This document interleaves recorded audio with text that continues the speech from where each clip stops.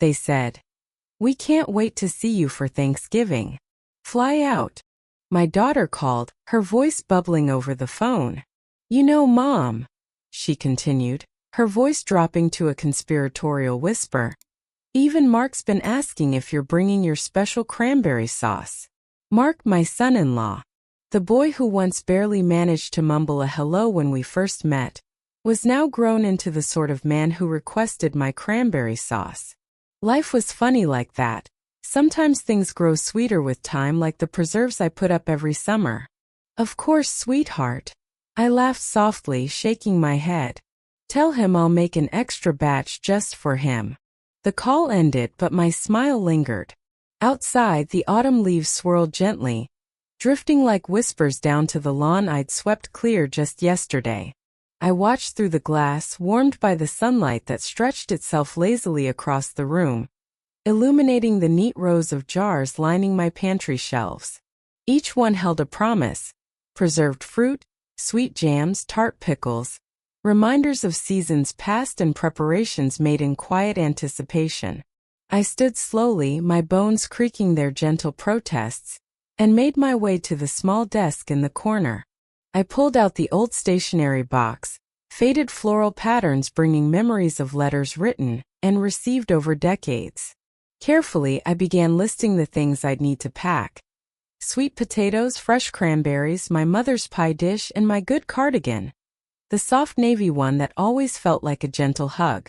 The kitchen clock chimed softly, counting down days toward the holiday.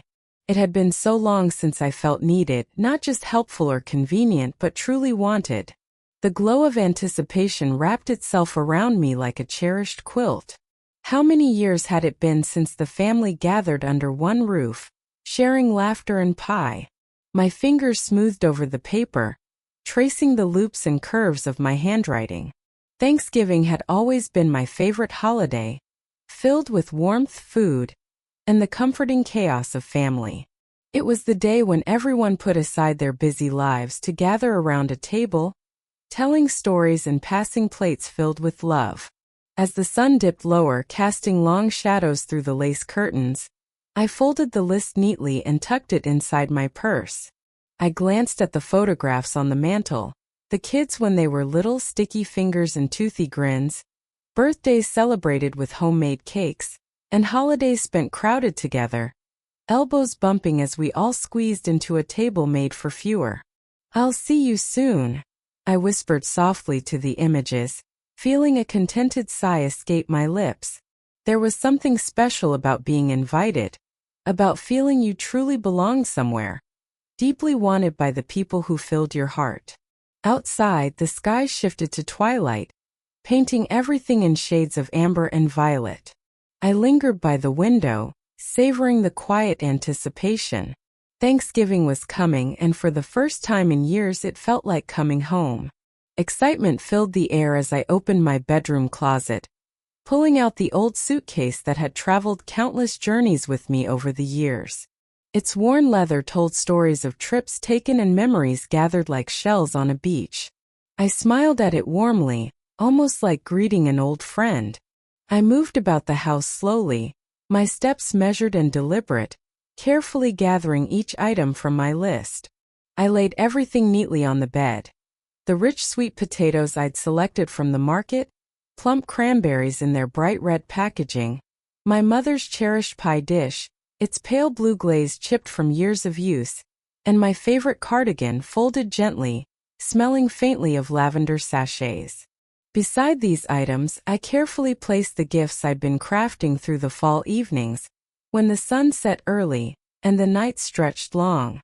Homemade scarves knitted in soft yarn for my daughter and granddaughter, toys carefully picked out for the grandkids, and small boxes of treats wrapped in crisp paper, each tied lovingly with ribbons saved from Christmases past.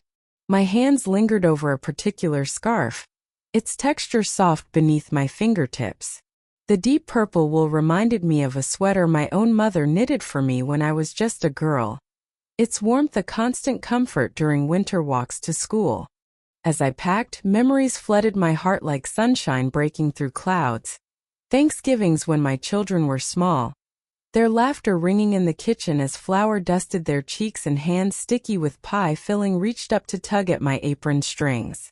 The sound of their joyful voices seemed to echo softly through the house, gentle and familiar. With a wistful sigh, I tucked each memory carefully into the suitcase, nestled among the physical tokens I'd prepared. I double-checked the list again, reassuring myself everything was accounted for. Yet, beneath the anticipation, a small flutter of worry nagged gently at the corners of my mind. Had I forgotten anything important? I shook my head softly, dismissing the thought. Thanksgiving was a day of joy, and I wouldn't let small worries overshadow it. I zipped up the suitcase, its clasp clicking reassuringly. The suitcase stood ready, filled with anticipation and love, just like my heart. Standing beside the packed bag, I glanced around the quiet room. Tomorrow would bring a journey, and at the end of it, the warmth of family, the familiar chaos of a house filled with laughter, and the sweet scent of holiday dishes. Unable to resist, I walked once more through the house, checking each room, though I knew everything was already in place. The kitchen, my favorite room, held so many memories. I brushed my hand over the smooth, worn countertop, recalling countless mornings spent kneading dough or stirring pots filled with hearty soups. The warmth of the stove had always felt like an embrace, welcoming me each day. My gaze fell on the small wooden spice rack by the stove, each container filled with fragrant herbs and spices collected over years. Cinnamon sticks from a visit to a spice shop in Maine, dried rosemary from my own garden, and nutmeg purchased on a whim one sunny day in a bustling market downtown. Each one held a small piece of my life, preserved in scents and flavors. In the living room, the soft ticking of the old clock accompanied my thoughts. The worn couch, its cushions shaped by years of use, still held faint scents of fabric softener and memories of afternoon naps and cozy evenings by the fire. Photos lined the mantelpiece, capturing frozen moments in time. Birthdays, weddings, family vacations, each framed by laughter and love. I paused in front of a photograph taken years ago during a Thanksgiving dinner. The table was filled to overflowing, dishes spilling from the edges, faces glowing with happiness. My heart tightened gently as I studied each smiling face. I hoped this holiday would be just as joyful, creating new memories to cherish alongside these old ones. A small ache nudged gently at my heart as I thought of my husband, gone now many years.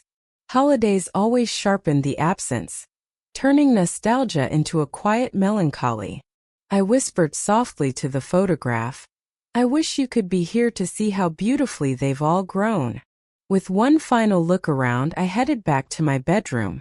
The day had dimmed, shadows stretching softly across the room, the fading light casting everything in warm tones of amber and gold. I turned on the small lamp by the bed, its gentle glow comforting and familiar. Settling into the rocking chair by the window, I allowed myself a moment of rest. The rhythmic motion soothed my thoughts, easing the gentle aches in my bones. Outside, evening deepened, the sky painted in shades of twilight. The quiet of the house settled around me, comforting as a well-loved blanket. Closing my eyes, I listened to the soft sounds of evening, the rustling leaves, distant bird songs fading into the night. A feeling of deep gratitude filled me, mingling with anticipation for the days ahead. Tomorrow's journey would bring me closer to family, to shared meals and stories told around tables filled with love. After a few quiet minutes, I rose slowly, feeling refreshed. The gentle ritual of preparing for a journey always brought peace, anchoring me in both the present and the comforting memories of the past. I took my time getting ready for bed, moving through each step with quiet reverence. When I finally climbed beneath the covers, I felt content and ready. The day's preparations were complete, and tomorrow awaited with open arms, promising warmth and joy. Sleep came easily, carrying dreams filled with laughter and faces dear to my heart. As I drifted off, my last waking thought was a simple prayer of gratitude for the blessings of family, for memories gathered and new ones waiting to be made. The morning dawned clear and crisp, sunlight streaming gently through lace curtains, touching my room with warmth. I rose early, feeling a blend of excitement and quiet nostalgia. Today marked the beginning of my Thanksgiving journey, and a gentle ache tugged at my heart as I moved about my morning rituals. After a simple breakfast of toast and tea, I moved through the house, double-checking doors and windows, ensuring everything was secure. The house seemed to watch me quietly, each room breathing with memories, filled with echoes of laughter and quiet conversations. Felt strange to leave it even for a short time. My home had always been a place of comfort, a quiet sanctuary from the outside world. Finally, I stepped onto the porch, suitcase in hand. The cool November air greeted me, sharp yet refreshing, carrying the earthy scent of fallen leaves and distant wood smoke. I turned to lock the door, my fingers trembling slightly with anticipation and the faintest hint of anxiety. Standing there on the porch, I paused, looking back at the familiar structure. The house, painted in gentle shades of blue and white, looked peaceful, nestled beneath the branches of the ancient maple tree. The leaves had turned shades of amber and crimson, creating a vivid carpet across the lawn. It was a scene of quiet beauty, and it tugged gently at my heart. "Don't worry," I whispered softly, more to myself than to the empty house. "I'll be back before you know it." The taxi arrived, tires crunching over the gravel driveway, breaking the quiet reverie of the moment.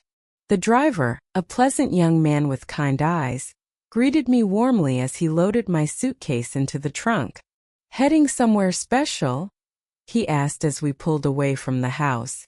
"Visiting my daughter for Thanksgiving," I replied, feeling the smile bloom naturally across my lips. "Ah, family gatherings," he nodded, his voice filled with gentle understanding. "Nothing quite like them." The drive to the airport was filled with quiet chatter and moments of comfortable silence. I gazed out the window, watching familiar landmarks slip by, fields stretching out toward distant mountains, their peaks dusted lightly with snow.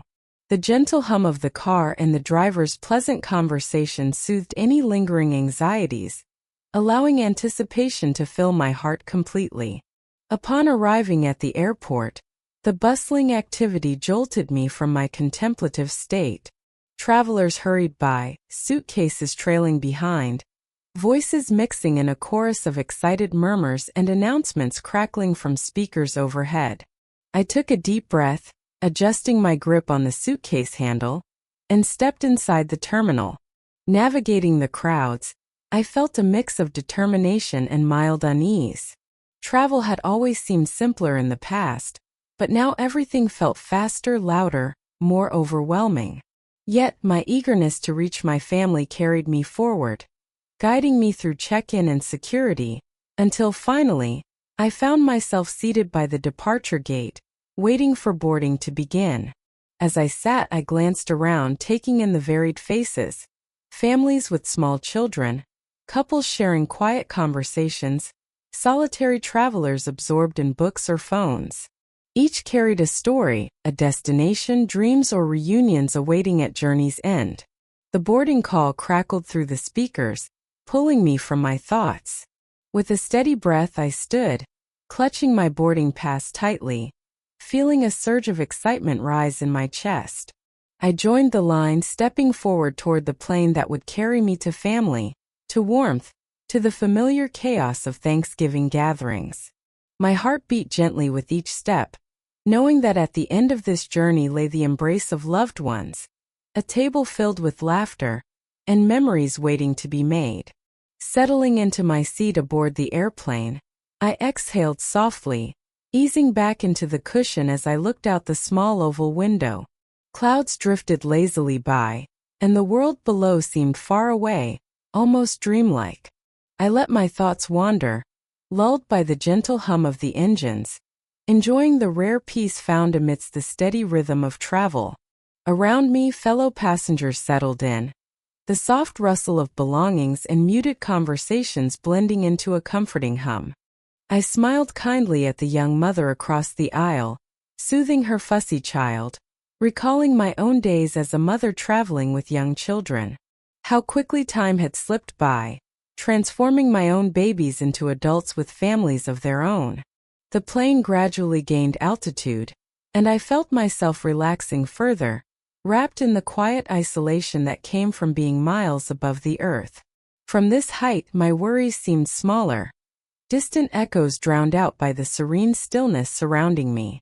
But just as I settled into a gentle rhythm, a sudden chilling realization jolted me upright. My hands flew to my mouth, a soft gasp escaping. I had forgotten the gifts, the scarves, toys, and special treats I'd so carefully prepared. In my haste to leave the house, I'd left the entire suitcase of lovingly wrapped presents sitting by the doorway. My heart sank heavily, an uncomfortable weight pressing against my chest. How could I have forgotten something so important? I imagined the disappointed faces of my grandchildren, their innocent excitement replaced by confusion when I arrived empty-handed. A wave of sadness washed over me, tinged with regret. "Are you all right, ma'am?" a gentle voice asked beside me. It was the young mother, her eyes filled with genuine concern. "Oh, I'm fine," I stammered, attempting to compose myself. "I just realized I left something very important at home." She nodded sympathetically, reaching across the aisle to gently squeeze my hand. "It's always something, isn't it? But the most important thing is that you're there with your family." Her words, spoken softly yet filled with sincerity, eased the sharp ache slightly. I took a deep breath, calming the tremors of panic that had begun to rise. She was right. Thanksgiving was about family, about being together, not about the gifts I brought. Yet, the disappointment lingered, a gentle ache I couldn't quite dismiss. I spent the remainder of the flight quietly, alternating between quiet contemplation and self-reassurances. The warmth of the cabin, the soft hum of conversations around me, and the steady drone of the engines eventually brought a gentle sense of peace. I knew the truth in the young mother's words, and yet, I couldn't entirely shake the sense of regret. As the plane began its gentle descent, my thoughts shifted toward the joyful reunion ahead, determined to embrace the true spirit of Thanksgiving. Despite my oversight, the most important gift I could offer my family was my presence, my love, and the warmth of shared moments. With this comforting thought, I gazed out the window again, watching as the familiar landscape of my destination came into view, anticipation rekindling softly in my heart, pushing away any lingering shadows of disappointment. Stepping off the plane, the sudden rush of bustling activity enveloped me instantly. The airport terminal buzzed with noise and energy, people greeting each other joyfully, announcements echoing overhead, and the rhythmic hum of rolling suitcases filling the air. My senses sharpened, adjusting from the quiet serenity of flight to the energetic rhythm of this new place. I walked slowly through the busy corridors, clutching my purse tightly, heart fluttering with a blend of excitement and mild anxiety. The city felt enormous, unfamiliar, even though I'd visited many times before. Somehow everything seemed different now, bigger, louder, faster. My daughter and her family had moved here years ago, embracing the pace of urban life, but each visit reminded me just how different it was from my peaceful home. Making my way toward baggage claim, I repeated my daughter's address silently to myself, almost like a comforting mantra. Each step brought me closer to the warmth and laughter waiting for me. Yet, beneath the anticipation, the quiet ache of forgetting the gifts remained, a gentle shadow that followed me. I retrieved my suitcase from the carousel, its familiar worn handle grounding me momentarily amidst the unfamiliar surroundings. Around me, other travelers collected their bags, quickly moving toward exits and waiting cars, eager to reach their destinations. Exiting the airport, I found myself standing at the curb, greeted by the sharp chill of late autumn. Taxis and shuttles lined up along the street, their engines humming expectantly. The city stretched before me, sprawling and vibrant, filled with towering buildings and busy streets alive with traffic. I signaled for a taxi, grateful as one quickly pulled up beside me. The driver helped load my suitcase, offering a friendly nod as I climbed into the back seat. Settling in, I leaned against the worn upholstery, letting out a quiet sigh of relief. "Where to, ma'am?" the driver asked cheerfully. I recited my daughter's address, feeling the warmth of excitement build again, gently pushing away any lingering doubts. As we navigated through city streets, I watched the world pass by through the window. Crowded sidewalks bustling with people wrapped in coats and scarves, storefronts decorated warmly for the approaching holidays, and streetlights casting pools of golden light on the pavement. Each scene drew me further into the heart of the city, closer to my waiting family. My thoughts drifted toward my grandchildren, imagining their eager faces and bright eyes, their excited chatter filling the house with joyful noise. Despite the forgotten gifts, I knew the most precious moments would come from being together, sharing laughter and love around the Thanksgiving table. With each passing street, my anticipation grew, heart beating softly with warmth and excitement. Soon, very soon, I'd be wrapped in familiar hugs, welcomed by the sweet chaos of family gatherings. This thought filled my heart with gentle joy, quieting any remaining anxieties as we neared my destination, ready to create new memories filled with laughter, warmth, and the timeless comfort of family. The taxi finally came to a gentle stop in front of my daughter's building, its windows glowing warmly in the fading evening light. My heart quickened with excitement as I gathered my belongings, eager to step out and be enveloped in the welcoming warmth of family. The driver kindly helped unload my suitcase, offering a friendly nod and a cheerful wish for a wonderful Thanksgiving.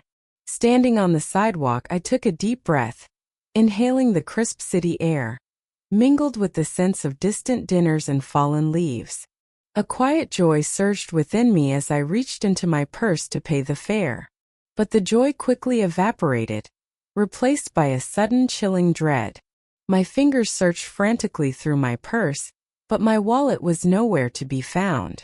Panic began to rise, quickening my breath and tightening my chest. "Is everything all right, ma'am?" the driver asked gently, noticing my distress. "Oh dear," I murmured, voice trembling. "My wallet.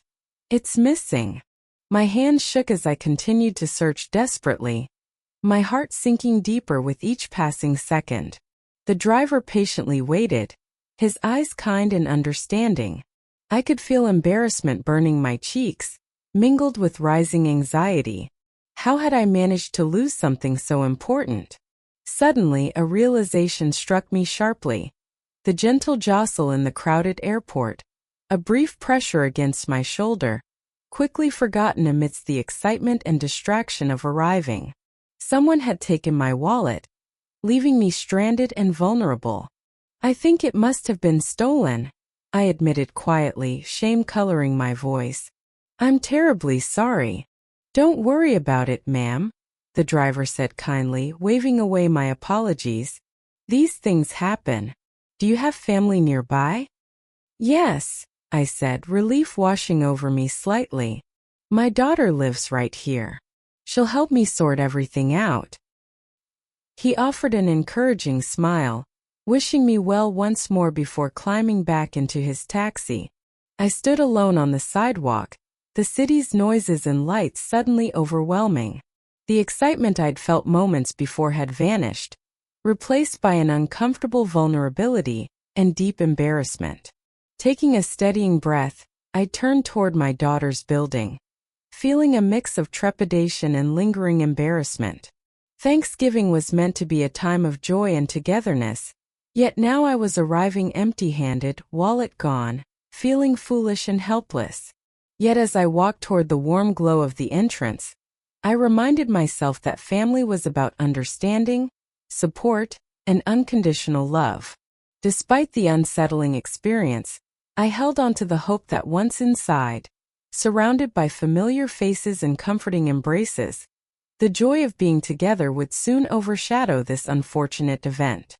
Still, the quiet ache of vulnerability lingered, casting a gentle shadow as I climbed the stairs, preparing myself to explain and seek comfort in the familiar embrace of family, hoping their warmth and understanding would ease the sting of this unexpected loss. Standing at the entrance to my daughter's building, my heart felt heavy, weighed down by the realization that I had arrived empty-handed, vulnerable, and deeply embarrassed. My fingers trembled slightly as I reached out to press the intercom button, hesitating momentarily, consumed by uncertainty. A wave of embarrassment washed over me, accompanied by an ache of loneliness. I took a shaky step back, suddenly overwhelmed, needing a moment to gather my composure. Sitting down on a nearby bench, I let out a soft sigh, feeling the sting of tears gathering at the corners of my eyes. What kind of grandmother shows up empty-handed on Thanksgiving?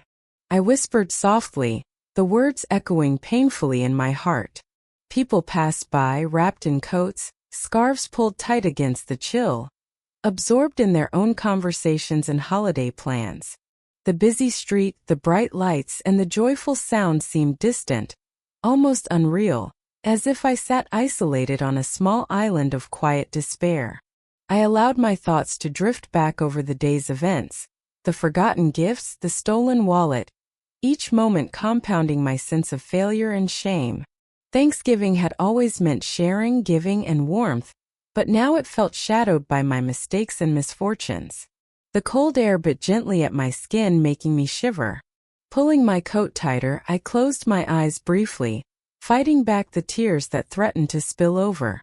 How could I face my family like this? Would they understand? Or would they be disappointed by my inability to even manage the simplest tasks?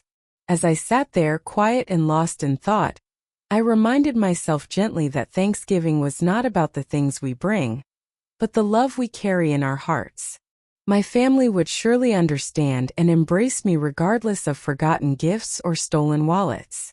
Yet, despite these quiet reassurances, embarrassment lingered heavily, like a stubborn cloud overshadowing the joy and anticipation I'd felt earlier. I knew I needed to stand up to face my family and explain what had happened, yet the weight of shame held me back, rooted in place. Minutes passed, feeling like hours as I wrestled with my emotions. Finally, with a deep breath, I gathered the strength to rise from the bench. Wiping away the stray tears with a resolute hand, I turned once more toward the entrance, determined to face whatever awaited me with dignity and grace. Taking slow, deliberate steps, I moved toward the door, repeating softly to myself, "They'll understand. Family is about love, not gifts." Yet, beneath the quiet mantra, my heart still felt tender, vulnerable, and uncertain, hoping desperately for the comfort and reassurance that only the embrace of loved ones could provide. But as I reached out again toward the intercom, hesitation gripped me once more, stopping my hand mid-air. The shame was stronger than my courage, and suddenly the idea of entering that building seemed daunting, impossible even. I turned back to the bench, my body aching slightly from fatigue and tension. Sitting down again, I allowed myself to drift into quiet reflection. Memories flooded my mind of holidays past, where everything had seemed so perfect, so seamlessly orchestrated. My pies had always come out golden, the table set beautifully, and the gifts had always been thoughtfully chosen, bringing smiles and excitement to everyone. Those past successes now felt distant, almost as if they belonged to someone else entirely. Watching strangers pass by, I wondered if anyone else carried such heavy burdens in their hearts. Was I the only one whose holidays had turned bittersweet, complicated by my own insecurities and mistakes? Surely others had faced similar moments of embarrassment, vulnerability, and quiet despair. Yet, sitting alone on this bench, it felt profoundly isolating. I noticed an elderly woman across the street, bundled in a thick coat, carefully navigating her way along the sidewalk, her cane tapping gently against the pavement. She looked determined, resolute. A sudden wave of empathy washed over me. Perhaps she too was facing her own silent battles, carrying her own worries and regrets. Yet she moved forward step by step into whatever awaited her. Drawing inspiration from her quiet strength, I resolved again to rise, determined this time not to succumb to my fears. Still, my legs felt rooted to the spot, as if my shame had physically tethered me to this bench. My heart ached with longing for courage, for understanding, for forgiveness from myself above all. I knew my family would forgive me. They had always been kind and understanding.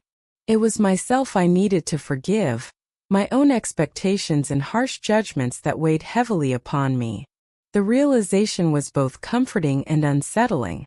A chill breeze swept past, rustling the leaves that had collected near my feet. I shivered, pulling my coat closer around my shoulders, feeling the physical chill mirror my emotional state. Alone on that city bench, beneath the bright city lights, I felt incredibly small and vulnerable. Quiet tears finally escaped, trickling down my cheeks in silent surrender. There was no grand catharsis, no sudden resolution, only a slow, steady acknowledgement of my feelings and shortcomings. It was humbling and painful, yet strangely freeing. Time passed unnoticed, the city's rhythm continuing around me, oblivious to my internal struggles. Gradually the tears subsided, replaced by a quiet calm, born from acceptance rather than defeat.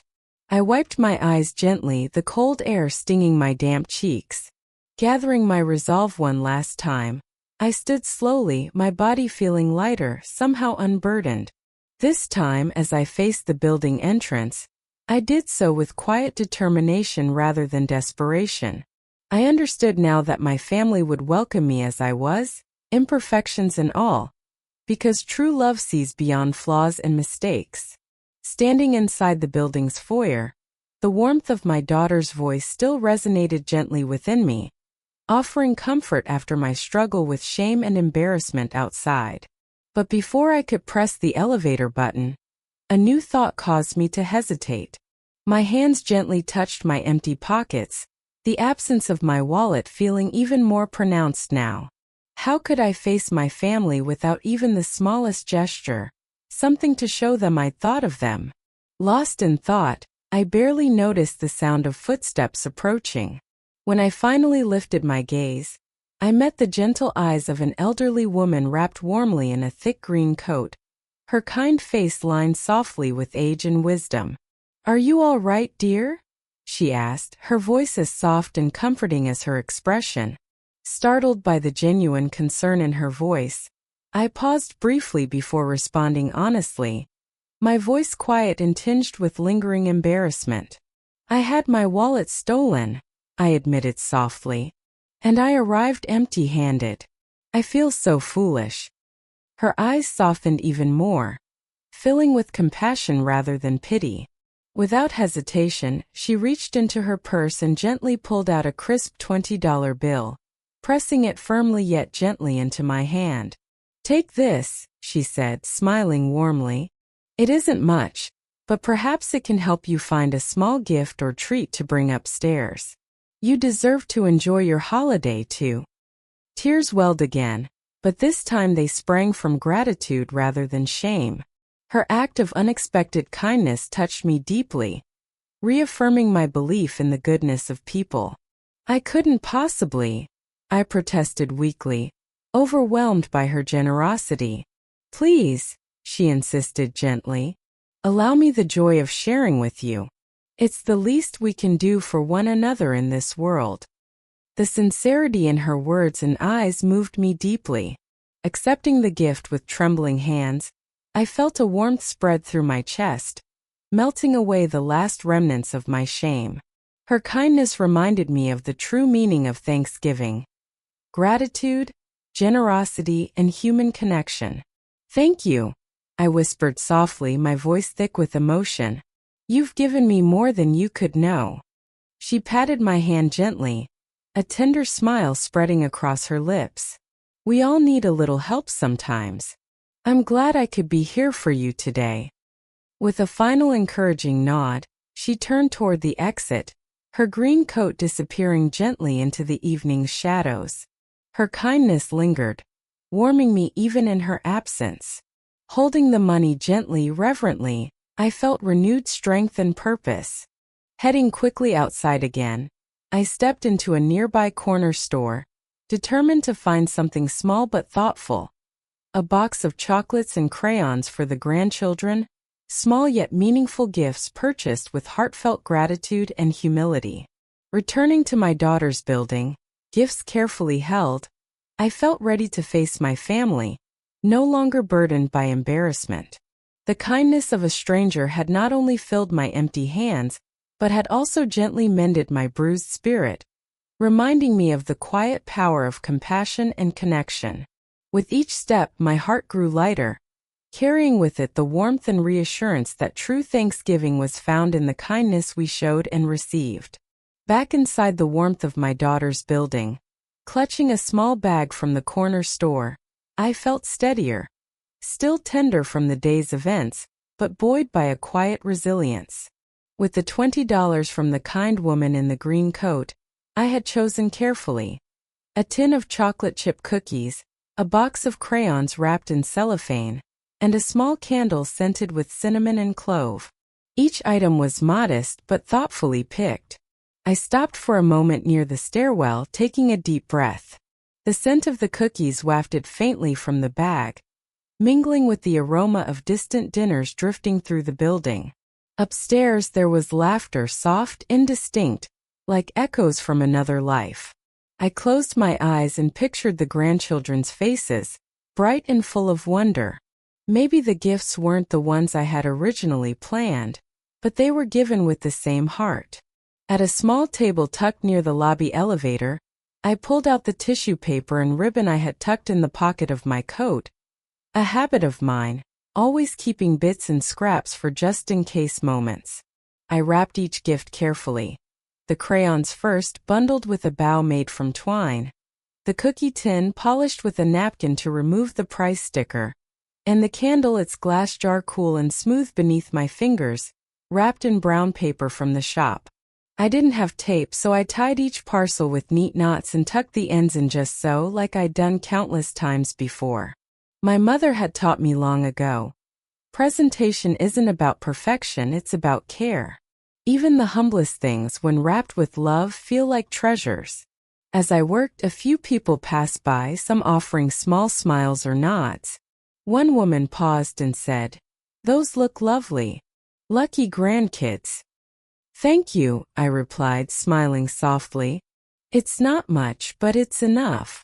The woman gave a knowing look and walked on. I watched her go, my heart a little fuller for having been seen. I tucked the wrapped gifts into my bag, which now felt lighter, not just because of the contents, but because I was no longer carrying the burden of disappointment. I had found a way forward. Maybe not the path I had planned, but a path just the same. And maybe that's what life is. A series of rerouted journeys, unexpected detours that still lead us to where we belong. I stood up, smoothing my skirt, brushing a loose strand of hair behind my ear. With one final glance down at my modest bag of treasures, I made my way toward the elevator. The door opened with a soft chime and I stepped inside. As the numbers lit up one by one, a small smile crept across my face. I might not have brought the scarves or the special toys, but I was bringing something just as valuable, myself, with all the love and quiet strength I had gathered across the years. Sometimes the smallest gifts carried the deepest meaning. And in that moment I felt ready, not perfect but whole and enough. The elevator doors opened with a soft ding, and I stepped out onto the familiar hallway carpet, its pattern worn but unchanged since my last visit. My heart beat a little faster with every step, the little bag of gifts swinging gently by my side. I imagined my daughter's face lighting up at the surprise of seeing me after so long, the grandchildren rushing toward me with open arms. That thought warmed me more than any coat could. I reached the door and knocked gently, then stepped back, smoothing my coat, my fingers nervously adjusting the strap of my purse. Moments passed. I heard footsteps approach, muffled through the wood. Then the door opened. It was my daughter. She stood there in her socks, a dish towel over one shoulder, and her face froze for a second before settling into something almost unreadable. Behind her I caught a glimpse of the dining room, half-cleared plates, a large casserole dish covered in foil, a pie missing a slice. "Mom," she said slowly, as if she were unsure I was real. "Hello, sweetheart," I said, trying to smile. "I'm sorry I'm late. There were some troubles on the way. But I'm here now."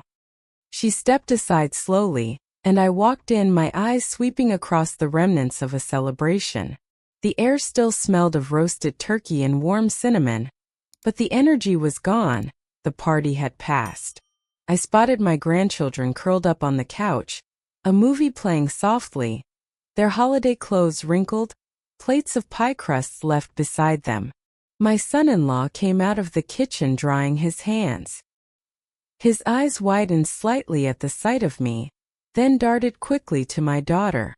"Oh, Mom," my daughter began, her voice faltering. "We thought you weren't coming. When we didn't hear from you, we moved dinner to yesterday. Mark's parents had to fly out this morning, and the kids had school events. I'm so sorry." I stood there for a moment, the silence stretching out longer than I intended. The bag of cookies, crayons, and candle felt heavy in my hand. My smile wavered. "I didn't know you changed it," I said softly. "I tried to call, but my wallet was stolen. I didn't have a phone or money. I just got here as fast as I could." The weight of her words settled over me, quiet and unyielding. They had assumed I wouldn't make it, and so they celebrated without me. My daughter reached out, touching my arm gently. "Mom, we really didn't mean to." But I couldn't hear the rest. My heart had folded in on itself like an old map. I nodded politely, offering the little wrapped gifts with a soft, almost inaudible, "Here, these are for the kids." She took the bag hesitantly, her face awash with guilt. I walked toward the living room where the children sat, quietly kissing their foreheads. They looked surprised but happy to see me, wrapping their little arms around my waist. It softened the sting, but only slightly. The kitchen clock ticked loudly in the silence. I sat down at the table, staring at the half-empty pie dish. Someone had eaten the last slice of sweet potato. My recipe, the one I'd always made. I looked out the window at the darkening city, the lights twinkling in the distance.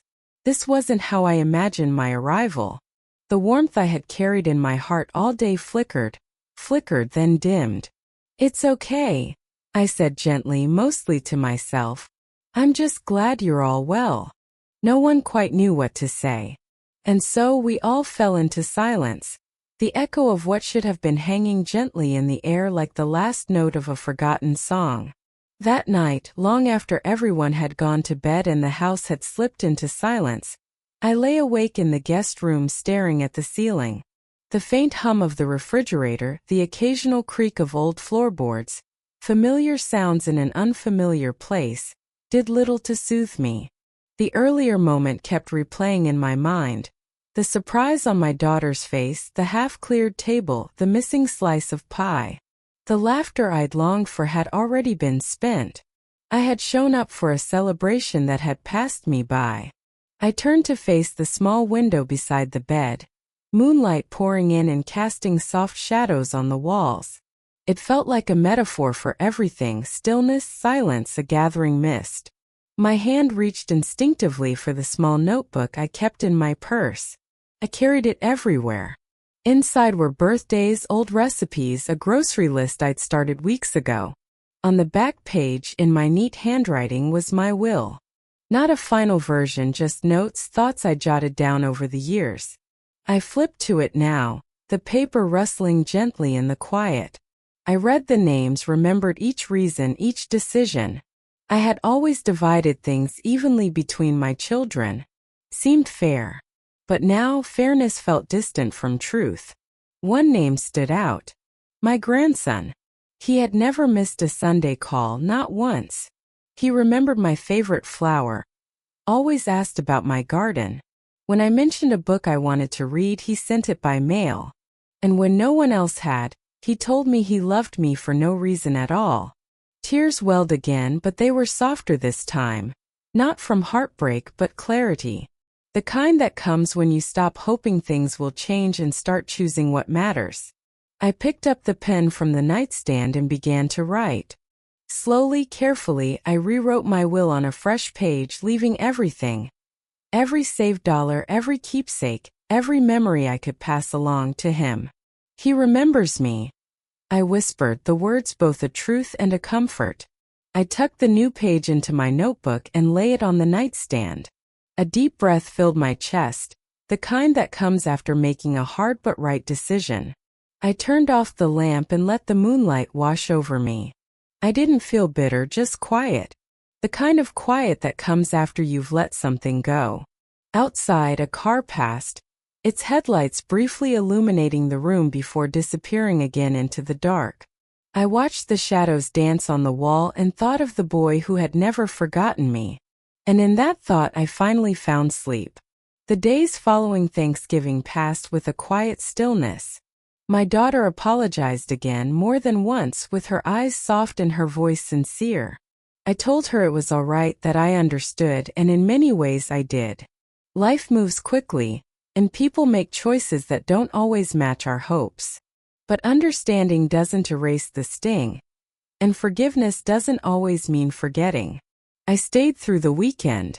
We had breakfast together, and the grandchildren played with the crayons I'd bought, their giggles brightening the corners of that quiet sadness I still carried. My daughter seemed to try a little harder. An extra cup of tea placed in front of me without asking, a hand on my shoulder when I wasn't expecting it. But some silences couldn't be filled, not even with effort. When it was time to leave, my grandson helped carry my suitcase to the cab. As we waited on the curb, he stood beside me in that patient, quiet way of his. "Did you have a good visit, Grandma?" he asked, his voice low, as if he knew the answer wasn't simple. I looked at him, really looked. The gentle curve of his jaw, the kindness in his eyes, the same eyes that had never once looked away when I needed him. "You know," I said, "I think I did. Because of you." He smiled, not with pride, but with a humble sweetness that made me feel like the luckiest woman alive. Back home, my little house welcomed me like an old friend. The leaves had fallen from the trees in my yard, and the wind had grown sharper, but everything inside was just as I had left it, still, peaceful, mine. I set my suitcase by the door and walked into the kitchen, pausing to run my hand across the countertop, remembering the Thanksgivings of the past. I filled the kettle and set it on the stove. The familiar whistle felt like a warm embrace. I sat at the table with my tea and stared out the window. There were no children playing, no scent of turkey in the air, but there was peace. A quiet sort that wrapped itself around you like a shawl on a chilly morning. Over the next few weeks, I settled back into my routine. I baked pies and brought them to the neighbors. I spent long afternoons knitting, sending scarves to the children in the hospital, a tradition I'd begun years ago. Every Sunday, without fail, my grandson called. Sometimes he'd tell me about school or ask about a recipe, but more often he'd just check in, as though he knew the sound of his voice was enough to brighten my day. The calls with my daughter became less frequent. We spoke, yes, but there was a distance now. A softness in her tone that came from guilt, perhaps. She asked if I was doing all right, and I always said yes. There was no use in keeping score. One afternoon, as I was dusting the mantel, I came across a photo of the kids when they were small, one of those bright, chaotic Thanksgiving dinners. My daughter, flower on her nose, laughing. My son-in-law carving the turkey. And in the center, my grandson, no more than 7, his arms wrapped around me like he never wanted to let go. I took the photo down, held it close. So much had changed. So much had stayed the same. Eventually, I called my lawyer. I told him about the new will. He listened kindly, didn't ask questions. just nodded and said, "Whatever you feel is right is right." And I did feel it. In every part of me. The winter came, and the first snow dusted my garden like powdered sugar. I put up the Christmas tree by myself and decorated it with ornaments I'd collected over 50 years. Each one had a story, each one a memory. I played Bing Crosby on the record player, and the house filled with songs that never aged. My grandson came to visit the week before Christmas. He brought a small suitcase and a big smile. "I thought we could make your sweet potato pie together this year," he said. And we did. I let him take the lead, only stepping in when he forgot the cinnamon. We laughed so hard our bellies ached. Later we sat by the fire with slices of pie on our laps, and I told him about Thanksgivings long gone, when his mother was young, when his grandfather was still alive, when the house was loud and full. He listened, really listened the way few people do. And when I finished, he didn't fill the silence. He just reached for my hand and held it. "You make the best memories, Grandma," he said. That night, as I lay in bed listening to the soft wind outside, I thought about what it meant to be remembered, to be truly seen.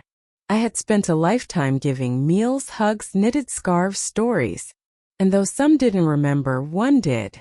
That was enough. On New Year's Day, I got a letter from my daughter. It was long and thoughtful. She said she missed me, said she was sorry she hadn't waited, that she'd let the rush of life get in the way. She asked if we could start fresh. I sat with her words for a long while. Forgiveness was never far from my heart. But I'd learned something too, that sometimes to move forward you have to let go of who people were and love them as they are. I wrote her back. Told her I loved her, that life was too short to hold on to old hurts. But I didn't change my will. That decision came from a deeper place, and it wasn't about punishment, it was about love, about being seen. As the seasons changed and spring crept in, I tended to my garden with a new lightness. The daffodils bloomed, the robins returned, and I felt a kind of peace settle into my bones. I had lived a full life, full of beauty and heartache and everything in between. I had been a mother, a wife, a friend, a grandmother. And in all of that, I had discovered the quiet truth. Family isn't always about blood. Sometimes it's about who remembers your stories, who calls you on Sundays, who reaches for your hand in silence. My grandson still visits. Sometimes he brings pie, sometimes just his smile. We sit on the porch and watch the sun dip below the trees, and I know deep down I am not alone. I am remembered. I am loved. And that, dear heart, is more than enough.